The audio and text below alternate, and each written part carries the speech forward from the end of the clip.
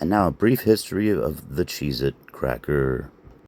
Nearly 4 years ago, the Cheez-It turned 100 years old. But what is the origin of this delicious snack cracker? And why the hole in the middle? It's actually called the Docker hole, and it's to release the air while it's baking so it doesn't crack. Cheez-Its are made of shredded cheese, flour, and paprika. It's very interesting when you look into Daytona's historic history of the early 20th century in Cincinnati. And in 1921, it was dubbed the Cheez-It, and the Cheez-It was born.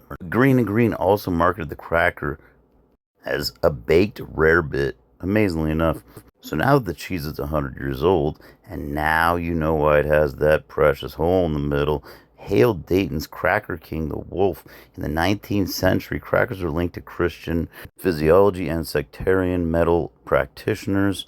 The company went through hands. We went to Wolf, and then, believe it or not, crackers actually considered health food at the time. Maybe, I don't know who was doing those studies, but in a time where food was scarce, really hard to come by in those areas, Cheez-Its became known as the Wolf Cracker for a little bit during World War One.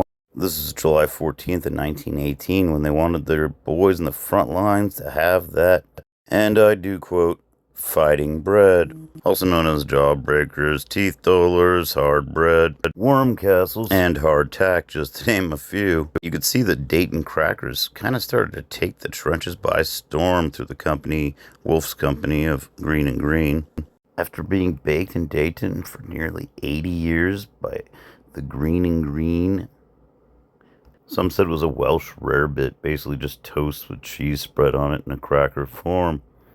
1 pound of Green and Green crackers in 1915 sold for 10 cents. It was about $2 and change nowadays. Then in 1947, Loose Wild's Biscuit Company became Sunshine Biscuit Company, as you can see in the photo here. And even though the Cheez-It name has always accompanied the baked cracker since its creation in 1921, it did go through different names. All kinds of cities making all kinds of foods, but everyone had Dayton, Ohio's Cheez-Its, or also known as the baked rarebit. They compare it to a pie crust, but at the heart it's like a thin, crispy biscuit.